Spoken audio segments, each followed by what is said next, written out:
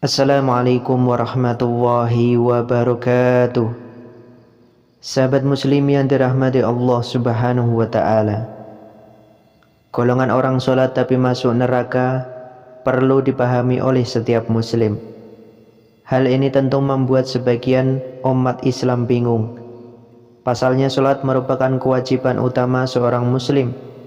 Namun ada golongan orang sholat yang bisa masuk ke neraka. Sholat tentunya bukan hanya sekedar kewajiban saja, namun juga harus dilaksanakan dengan memenuhi syarat dan rukun sholat. Selain itu, sudah sepatutnya sholat memberikan pengaruh baik kepada kehidupan seorang umat Islam. Sholat bisa mencegah seorang muslim dari perilaku buruk. Allah subhanahu wa ta'ala berfirman, sesungguhnya sholat bisa mencegah dari perbuatan keji dan munkar. Quran Surat Al-Ankabut ayat 45. Golongan orang sholat tapi masuk neraka ini biasanya adalah orang-orang yang berbuat maksiat. Jika seseorang rajin sholat namun tidak mampu memberikan pengaruh yang baik bagi kehidupannya, maka hal itu bisa menjadi sebuah kerugian. Hal ini nantinya dapat memasukkan golongan tersebut ke neraka. Tentang golongan orang sholat tapi masuk neraka, yang pertama, golongan orang sholat tapi suka berdusta. Golongan orang sholat tapi masuk neraka ini penting diperhatikan setiap muslim. Sholat merupakan tiang agama dan bisa menjadikan pembeda kaum muslim dengan kaum kafir. Sudah seharusnya sholat mencegah kamu dari perbuatan yang keji dan mungkar. Golongan orang sholat tapi masuk neraka yang pertama adalah yang suka berdusta. Balasan dari orang yang suka berdusta dan munafik adalah siksa yang pedih di akhirat kelak. Sehingga ketika seseorang sudah rajin sholat, namun dia tetap saja suka berdusta dan tidak segera bertaubat dengan perbuatannya tersebut, maka bisa dimasukkan ke neraka. Hal ini terdapat dalam sebuah hadis di mana Rasulullah SAW bersabda, sesungguhnya kejujuran menunjukkan kepada perbuatan baik, dan perbuatan baik menunjukkan kepada surga. Dan sesungguhnya seseorang yang membiasakan jujur, ia akan dicatat di sisi Allah sebagai orang jujur. Dan sesungguhnya dusta menunjukkan kepada perbuatan dosa, dan perbuatan dosa menunjukkan kepada neraka. Dan seseorang yang biasa berdusta, ia akan dicatat di sisi Allah sebagai pendusta. Hadis riwayat Bukhari, Muslim. Yang kedua, golongan orang sholat tapi suka minum khamr atau minuman keras. Golongan orang sholat tapi masuk neraka berikutnya yaitu yang suka minum khamr. Khamr atau minuman keras dan juga obat-obatan terlarang termasuk barang yang diharamkan karena memberikan efek kerusakan bagi tubuh maupun pikiran.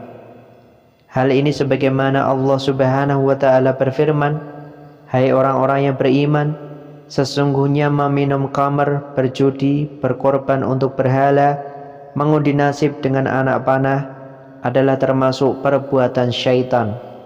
Maka jauhilah perbuatan-perbuatan itu agar kamu mendapatkan keberuntungan. Quran Surat Al-Maidah ayat 90. Sementara itu Rasulullah SAW bersabda, Allah melaknat, mengutuk khamr, peminumnya, penyajinya, pedagangnya, pembelinya, pemeras bahannya, penahan atau penyimpannya, pembawanya dan juga penerimanya. Hadis riwayat Abu Daud dan Ibnu Majah. Yang ketiga, golongan orang sholat tapi tetap percaya dukun.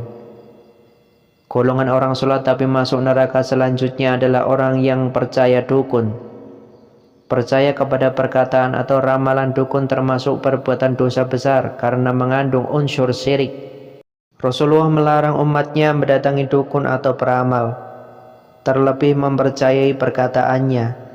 Hal ini sebagaimana sabda Rasulullah SAW berikut ini, barang siapa mendatangi peramal lalu bertanya kepadanya tentang sesuatu, maka tidak diterimanya sholatnya selama 40 hari.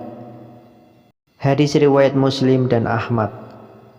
Barang siapa mendatangi dukun lalu mempercayai apa yang dikatakannya, maka ia telah kafir dengan apa yang diturunkan kepada Muhammad. Hadis riwayat Tirmizi Ibnu Majah, dan Ahmad. Yang keempat, golongan orang sholat tapi tidak menjaga lisannya dari ghibah atau bergunjing. Golongan orang sholat tapi masuk neraka juga termasuk orang-orang yang tidak menjaga lisannya dari ghibah atau bergunjing, berprasangka buruk atau menggunjingkan seseorang dengan membuka aib atau kejelekannya, termasuk perbuatan dosa, sehingga Allah Subhanahu wa ta'ala melarang keras hambanya melakukan ghibah. Hal ini sebagaimana firman Allah Subhanahu wa ta'ala berikut ini, hai orang-orang yang beriman, jauhilah kebanyakan prasangka karena sebagian dari prasangka itu dosa, dan janganlah mencari-cari keburukan orang. Jangan pula menggunjing satu sama lain. Adakah seorang di antara kamu yang suka memakan daging saudaranya yang sudah mati? Maka tentulah kamu merasa jijik kepadanya. Dan bertakwalah kepada Allah, sesungguhnya Allah Maha menerima taubat lagi Maha penyayang. Quran Surat Al-Hujarat ayat 12. Golongan orang sholat tapi masuk neraka ini juga terdapat dalam hadis Rasulullah SAW.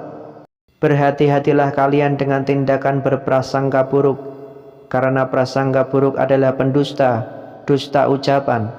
Janganlah kalian saling mencari berita kejelekan orang lain, saling memata-matai, saling mendengki, saling membelakangi, dan saling membenci. Jadilah kalian hamba-hamba Allah yang bersaudara. Hadis riwayat Bukhari, Muslim. Yang kelima, golongan orang sholat tapi mengabaikan anak yatim, fakir miskin, dan orang lain yang membutuhkan. Golongan orang sholat tapi masuk neraka selanjutnya adalah orang-orang yang mengabaikan anak yatim, fakir miskin, dan orang lain yang membutuhkan. Tidak akan sempurna iman seseorang jika dia masih mengabaikan anak yatim maupun kaum miskin dan orang-orang yang membutuhkan pertolongannya padahal dia mampu.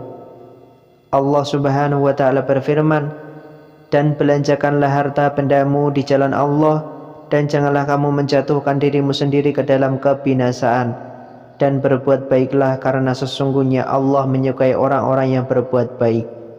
Quran Surat Al-Baqarah ayat 195. Dan itulah golongan orang sholat tapi masuk neraka beserta dalilnya. Umat Islam wajib tahu. Wallahu a'lam bishawab. Semoga bermanfaat. Wassalamualaikum warahmatullahi wabarakatuh.